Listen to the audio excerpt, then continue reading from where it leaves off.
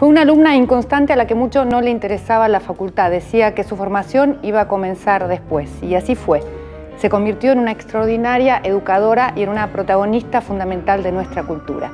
Retrató el tiempo pasado y el tiempo presente en 2 extraordinarios libros de su producción, y a diario, con sus artículos, con sus ensayos, construye el tiempo por venir. A quien Dímelo tuve el honor de recibir a la señora Beatriz Arlo.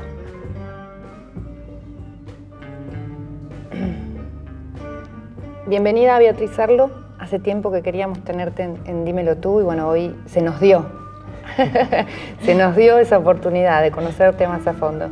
Bueno, no es que sea tan difícil. No, pero hablábamos un poco de que a veces es difícil encontrarse con personas que no están todo el tiempo en la televisión, ¿no? Que están en otros ámbitos y bueno, eso es lo que nos interesa, saber cómo sos y cómo es tu vida, cómo inventaste tu vida. Acostumbrada siempre además a pensar el mundo y la vida a partir de la literatura, y además a desmenuzar, ¿no? La vida y la historia y la literatura de otros autores. ¿Cómo te definirías, cómo te pensarías a vos misma? Mira, más bien me pienso como una persona escondida, digamos, que trata de pasar la mayor parte del tiempo trabajando, considerando que tengo un trabajo muy privilegiado, porque mi trabajo es leer y escribir de algún modo, y por tanto, si uno compara, ese trabajo es un trabajo privilegiado, ese trabajo que de alguna manera yo elegí sin saber que lo elegía. Cuando entré en la Facultad de Filosofía y Letras hace muchísimo tiempo, no sabía que estaba eligiendo ese trabajo. En realidad no sabía para qué estaba entrando a esa facultad, pero de todas maneras hoy me doy cuenta que elegí un trabajo que a mí me satisface, un buen trabajo. Al mismo tiempo un trabajo que te da mucha responsabilidad, porque saber que vos haces un trabajo privilegiado, en el sentido de que haces casi lo que querés, o que habitualmente haces casi lo que querés, te da una responsabilidad fuerte, porque sabés que hay 30 millones de personas que no hacen. ¿Y hoy podés hablar abiertamente? ¿Ya no utilizas más esas fábulas? Ninguna. Por suerte, desde 1984, si uno utiliza fábulas es simplemente como un recurso de la argumentación. Si uno utiliza comparaciones o alegorías es como un recurso de la argumentación. Hoy, desde el 84, creo que todos hablamos abiertamente. Eso podrá traer problemas, incluso puede traer problemas en los medios de comunicación, incluso hemos visto casos de censura a periodistas, pero seguimos hablando abiertamente, enfrentando los problemas que puedan suscitarse, pero hablamos abiertamente. En ese momento no se podía de verdad hablar abiertamente.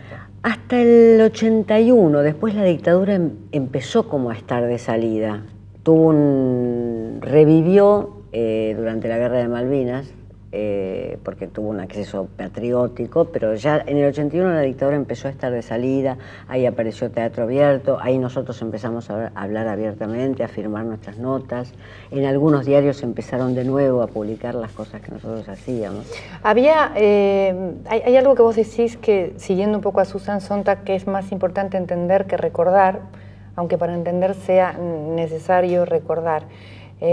Por otro lado, haces también una crítica de ese libro Tiempo Pasado, en el que hablas de los años 70 y del debate, y hablas de una doble mirada de las cosas, de no perdernos esa doble mirada, ¿no? ¿Cómo sería hoy mirarla hoy, en este año 2007? ¿Cómo sería poner en la mesa esa doble mirada? Sin, además, no portarnos bien haciendo de que decimos algunas cosas y otras no, de que contamos algunas cosas y otras no, o sea, tener un punto de vista claro y poder ver toda la mirada completa.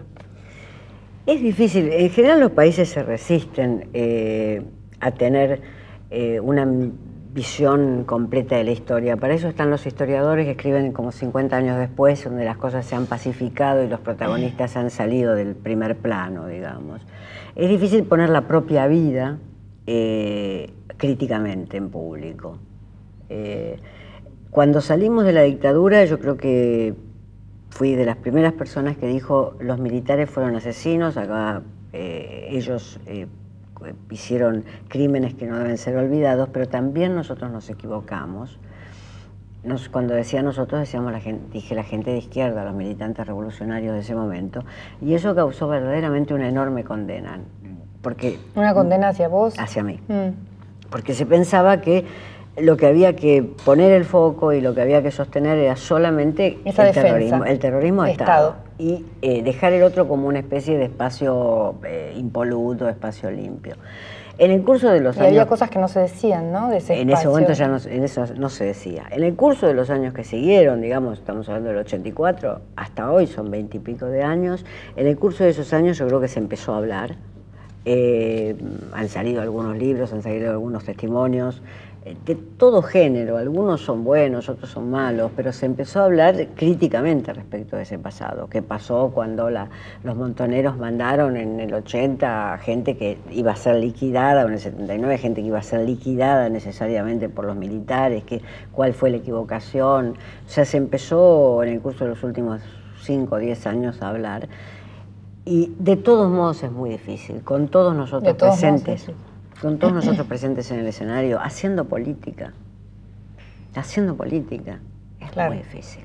No es que todavía no somos tan viejos como para estar completamente retirados. Claro, porque está, digamos, es atractivo utilizarlo y manipularlo también el pasado, de alguna manera para sacar rédito, para jugarlo en la escena de hoy, para jugarlo en la escena de hoy. Y no ser claros y verdaderos. Es imposible, digamos, yo reclamo que pensemos. Y si estamos haciendo, si tenemos intereses, es imposible. Si tenemos intereses investidos legítimos en el presente, cada uno va a contar su historia. Hay quien no fue un militante de los años 70 y hoy se ha convertido en un militante de los años 70 también. Claro.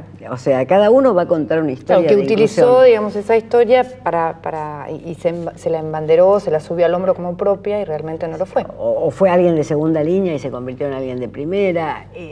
Digo, es imposible teniendo intereses en el presente contar. Por eso yo desconfío de la memoria y tiendo más a pensar que, bueno, en 50 años no lo leeremos nosotras, pero se va a leer en 50 años una historia como hoy lee uno al Perindongui en una historia del siglo XX, o como lee a Natalio Botana, es decir, como lee a los grandes historiadores argentinos sobre el pasado que han pasado 60 años y entonces puede ser tomado completo, ¿no? Bueno, hablemos un poco del tiempo pasado, de este libro que editaste en el 2005, y en el próximo bloque vamos a hablar de tu nuevo libro, de Escritos sobre literatura argentina. Bueno.